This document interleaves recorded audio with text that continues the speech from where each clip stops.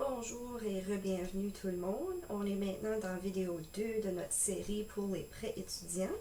Si vous avez manqué notre première vidéo, vous pouvez aller le visionner. Ça va vous dire toutes les informations que vous avez besoin de savoir avant de faire votre demande. Puis aujourd'hui, notre vidéo, on va vous expliquer comment rentrer dans le compte pour faire votre demande de prêt. Ça va se procéder de deux façons. Une des deux façons, je devrais dire. Soit que A, vous n'avez jamais appliqué pour un prêt étudiant dans le passé, alors vous allez faire une création de compte. Nous autres, on va vous expliquer comment créer votre compte, les questions de sécurité, l'information que vous allez avoir besoin. Ou soit que vous avez appliqué pour un prêt étudiant dans le passé, puis là, vous avez besoin de rentrer dans votre compte, puis là, il est barré. Vous n'avez probablement pas visité depuis l'année passée, alors automatiquement, votre compte est comme suspendu. Vous avez besoin d'avoir à appeler les prêts étudiants pour le débarrer. On va vous expliquer comment faire ça aussi. Alors, asseyez-vous, préparez-vous, on va commencer.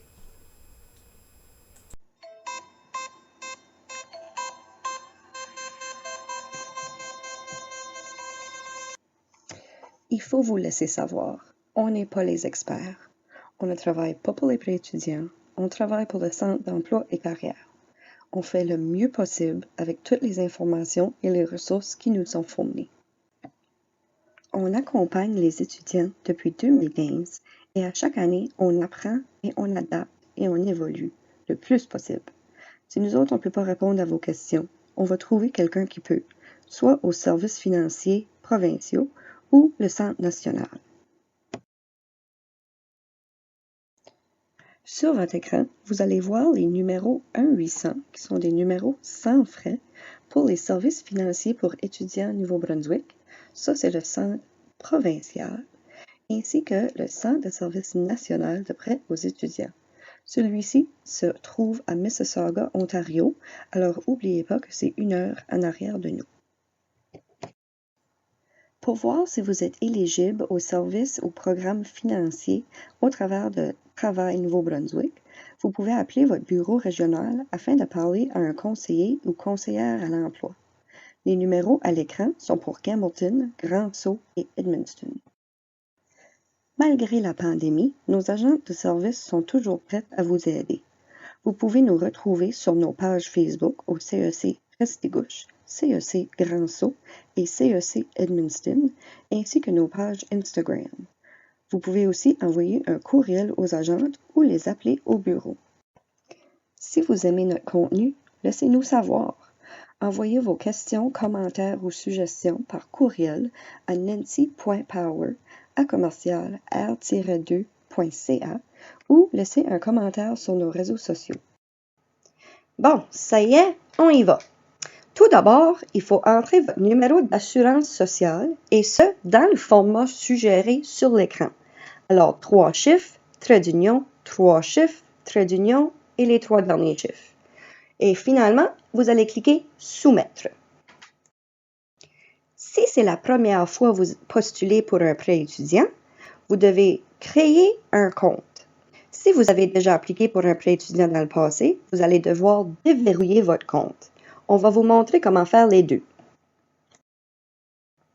Si vous voyez cet écran, ça veut dire que votre compte est verrouillé. Probablement parce que ça fait au-dessus de 6 mois, 1 an que vous n'y avez pas touché, ça fait du sens. Pour réinitialiser votre mot de passe, vous devez appeler au numéro sur l'écran. Oui, vous allez devoir prendre le téléphone et appeler quelqu'un pour parler à une vraie personne. C'est pas trop dur, je vous le jure. Le numéro que vous allez appeler, c'est le numéro des services financiers pour étudiants à Fredericton. Ils vont vous aider. Okay, so now you're at the Your Account is Locked screen. What do? When you call the number, they're going to ask you a couple of things to verify that it's actually you on the phone. They're going to ask you your name, your birth date, your social insurance number, and probably your address. That's just to make sure that they're talking to the right person and nobody else can speak for you except for a parent once you've signed the consent. If your parent or guardian is not on your account, they will not be able to speak for you. Just a reminder. Now, once you're on the phone with them, they're going to go in and they're going to reset your password. We can tell you in advance what the password's going to be because they use the same format for everyone. So they're going to use your last name followed by the 4 digits of your birth date. So for example, my last name is Power and I was born in 87. So the password format that they use, I would have Power with a capital P, 1987 as my number, and then you need a special character, and they usually put a exclamation point at the end.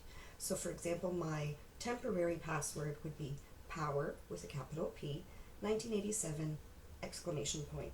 And that's probably the format they're going to give you with your name and your date of birth.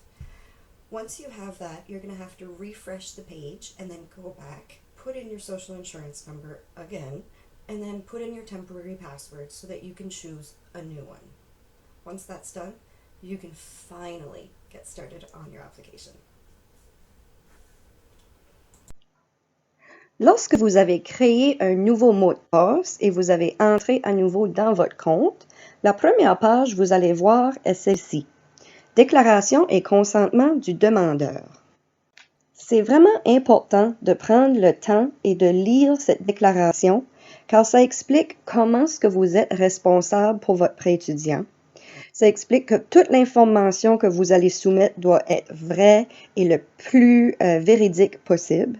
Et aussi, ça donne permission aux prêts étudiants de contacter le Revenu Canada pour vérifier vos revenus et toutes vos dépenses.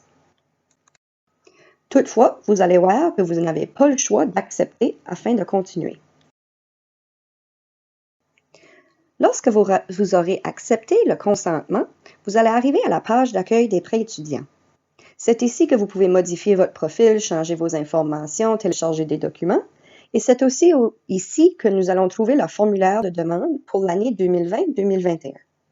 Si vous avez déjà appliqué pour un prêt étudiant, c'est ici qu'on va terminer avec vous et les étapes par étapes seront dans les prochaines vidéos.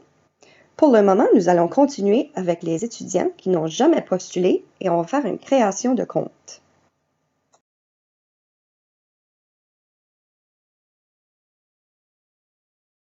Si c'est la première fois que vous faites une demande de prêt étudiant, vous allez devoir créer votre compte en commençant par votre numéro d'assurance sociale. Comme mentionné, utilisez le format suggéré sur l'écran. Vous êtes maintenant prêt de créer un nouveau profil. Malheureusement, pour la vidéo, vous allez voir que les imprimes écran sont en anglais. On peut seulement créer un profil une fois et c'est de ma faute. Quand j'ai créé le nouveau profil, j'ai oublié de faire les imprimes écran en français. Mais je vais quand même expliquer c'est quoi l'information qu'on retrouve sur cette page. Vous deviez écrire votre premier nom, dernier nom et initiale s'il y a lieu, votre date de fête dans le format sur l'écran, alors année, mois et jour, et vous allez devoir créer un mot de passe. Votre mot de passe doit avoir 10 à 30 caractères de long, une majuscule, au moins un chiffre et un des caractères spéciaux que vous retrouvez sur l'écran. Par la suite, vous devez choisir 2 questions de sécurité. Vous ne pouvez pas choisir la même question 2 fois. Et vous devez inscrire les réponses à ces questions de sécurité. Vous allez voir qu'il y a seulement 5 questions à choisir parmi. Et ces questions vont être utilisées si jamais vous oubliez votre mot de passe et vous avez besoin d'entrer et récupérer votre compte. Voici la liste des 5 questions. Encore une fois, je m'excuse que sur l'écran c'est en anglais, mais si vous entrez et vous le faites en français, les questions seront en français. C'est quoi le deuxième nom de votre père? Votre héros préféré? Votre enseignant préféré, leur nom? Le deuxième nom de votre mère? Ou un numéro spécial? N'oubliez pas d'écrire vos informations et les réponses si jamais vous les avez besoin dans le futur. Vous devez aussi faire ça pour votre mot de passe, car on ne sait jamais quand on va l'avoir besoin.